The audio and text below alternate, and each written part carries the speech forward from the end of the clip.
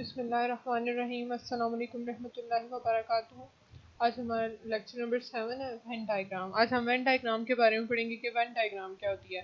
Venn diagram असल में हमारे पास क्या होता है कि हमारे पास ग्राफिकल रिप्रेजेंटेशन होती है सेट्स की। ठीक है, a Venn diagram is a graphical representation of sets by region in the plane. ठीक है, हमारे पास क्या होगा, एक प्लेन होगा, उसमें हम सेट्स को रिप्रेजेंट करेंगे। तो हमारे पास वेन जैसे हम फंक्शंस को ग्राफ पे रिप्रेजेंट करते हैं, फंक्शन के ग्राफ्स बनाते हैं ना, इसी तरह हम इसके सेट्स की क्या बनाएंगे, वेन डायग्राम बनाते हैं। एक ग्राफिकल रिप्रेजेंटेशन है किसकी, सेट्स की।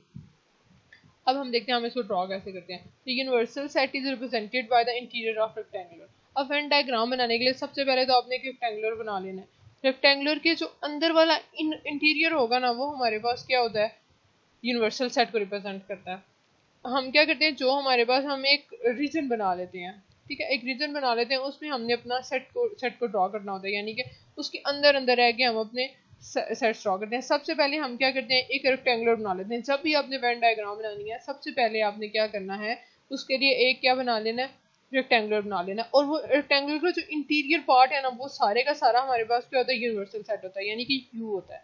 फिर इसके बाद आगे हमारे पास क्या जाता है, एंड द अदर सेट्स कौन से हो जाएंगे। अभी हमने जब पिछला लेक्चर अगर आपने नहीं देखा तो आप जाके देख सकते हैं कि यूनिवर्सल सेट की डेफिनेशन में हमने क्या देखा था कि एक यूनिवर्सल सेट होता है, साथ उसके सब सेट्स भी होते हैं।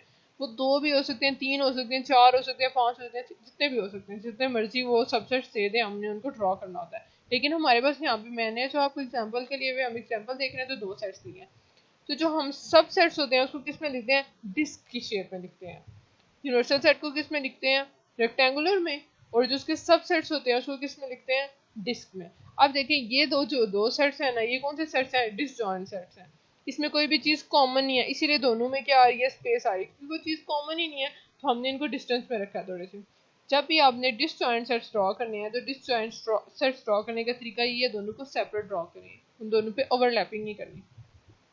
अब ये देखें, ये जो एग्जाम्पल है, ये किस चीज़ की एग्जाम्पल है, ओवरलैपिंग सेट्स। क्या देखिए, आप इनमें कुछ ना कुछ रीजन है ना, वो कॉमन आ रहा है, तो ये ओवरलैपिंग सेट्स होते हैं।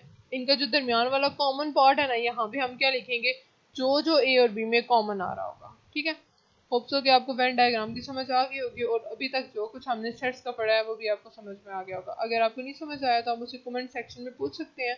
अगर आप कोई और टॉपिक इस सब्जेक्ट के रिलेटेड या कोई और भी पढ़ना चाहते हैं, तो आप समझना चाहते हैं, तो मुझे कमेंट सेक्शन में बता सकते हैं। अल्लाह।